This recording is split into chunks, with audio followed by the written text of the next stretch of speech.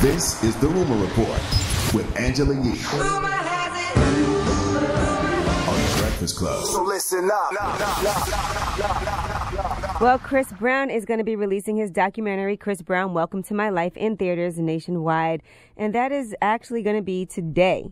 So he's going to have appearances from J-Lo, Usher, Jamie Foxx, and more. And they're going to talk about the periods of his life that were very tumultuous, his relationships, his legal problems over the past few years, and everything. And he also has his album coming out soon. So there you have it if you're a big Chris Brown fan. I think we have audio. We have audio?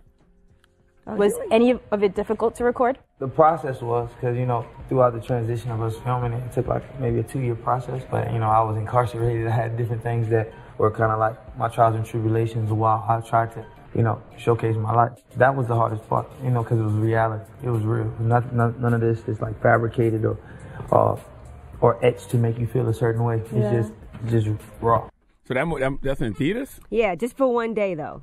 Oh. So if you're a fan of his, and then I'm sure it'll be available elsewhere after that. But if you're a big fan of Chris Brown and you want to go check that out and see these exclusive interviews and hear him talk firsthand about what's going on, and he actually had a premiere for it, and he brought his daughter to it, so it was really cute. I'm sure his mom's too. Yeah, I'm sure Chris Brown fans will run out and go see that. Me personally, if I get some time to go to the movies, I'm going to see Wonder Woman. I'm going to swallow my prejudice. Oh, so you are going to go see Wonder Woman. I'm going to swallow my prejudice to DC and go see Wonder Woman. All right, that's good news. I was telling you, everybody's talking about what a great movie it is. And broke a lot of records for women, as it was directed by a woman. Okay.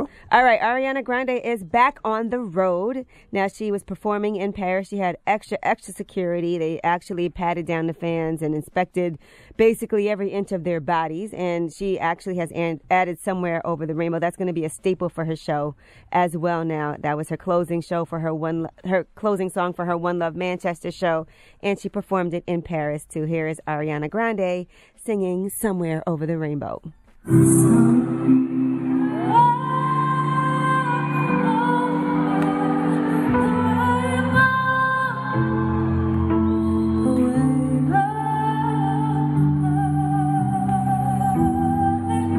All right. Oh, okay. That's sad. Just listening to that and knowing everything that happened. Yes, it is. In Manchester. Somewhere Over the Rainbow is like Man in the Mirror. It's definitely going to bring tears to your eyes, regardless of what the situation is, what the context is. When you hear that record, your eyes going to water up a little bit. Yep. All right, Eminem has given high school graduates in Flint, Michigan, at all the Flint community schools, some free Beats by Dre headphones for the graduating classes. So that's every school? Yeah, it's for the Flint community schools. Okay. So graduates were gifted a free pair, and they were sent in by Eminem himself. And right when they went up on stage to get their diploma, they were gifted those. And he also even put up a video congratulating all of them. And they played that throughout the speaker system. So, well, at least somebody giving the people in Flint something. Round of applause for the people in Flint. Damn absolutely. Jesus Christ. And Big Sean did a lot, too. He raised money as well. For the water crisis in Flint, Michigan. All right, people are going in on Jessica Simpson. Some of them are upset. Now, I don't know if you guys saw, but she posted photos of her daughter, 5 years old, wearing a bikini, and people were going in saying that it was inappropriate. If you ever Vote TV, you can see the pictures of her daughter. Right. I didn't even know Jessica Simpson was still a thing. Now, people were writing to... She actually makes a lot of money off of her clothing, her shoes, and all of that.